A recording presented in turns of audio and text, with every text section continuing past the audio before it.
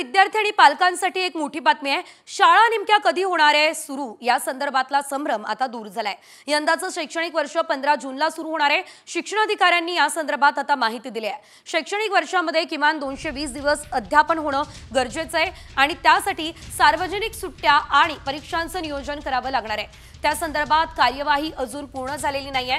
त्यातच आता राज्य शैक्षणिक संशोधन आणि प्रशिक्षण परिषदेने परीक्षेच्या संदर्भात स्वतंत्र आदेश काढलेत। त्यामुळे यंदाचं शैक्षणिक वर्ष 1 एप्रिल पासून शक्य नाही असं सुद्धा सांगितलं जातंय।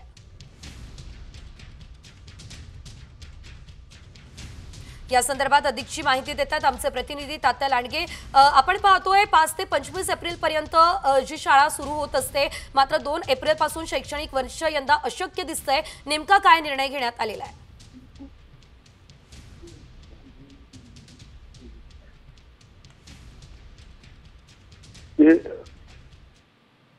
राज्य शैक्षणिक संशोधन परिषदेनं एक प्रस्ताव दिला होता सरकारला की 1 एप्रिल पासून इयत्ता पहिलीचे वर्ग आपण सुरू करू शकतो, परंतु त्या संदर्भामध्ये राज्य शासनाने अजून त्याला मंजुरी दिलेली नाही।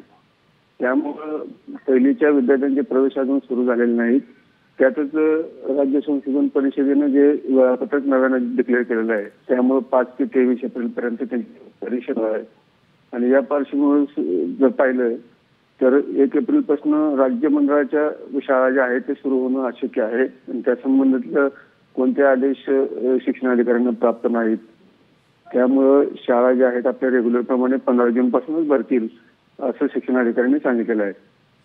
निश्चितच धन्यवाद तुम्ही दिलेल्या सर्व सविस्तर अपडेटसाठी। तर एकंदरीत आपण बघितलंय हा मोठा निर्णय घेण्यात आलेला आहे, संभ्रम दूर झालेला आहे। शाळा 15 जूनलाच आता सुरू होणार आहे। त्यामुळे विद्यार्थी आणि पालकांना जो हा प्रश्न पडलेला होता शाळा कधी सुरू होणार त्याचं उत्तर आता मिळालं आहे।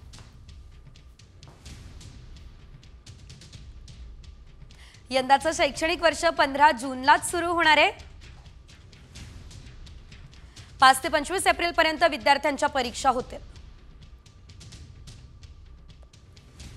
उन्हाळी सुट्ट्यांमुळे 1 एप्रिल पासून शैक्षणिक वर्ष अशक्य असल्याचं सांगितलं जात आहे। सीबीएसईच्या शाळा मात्र 1 एप्रिल पासून सुरू होणार असल्याची देखील माहिती मिळते।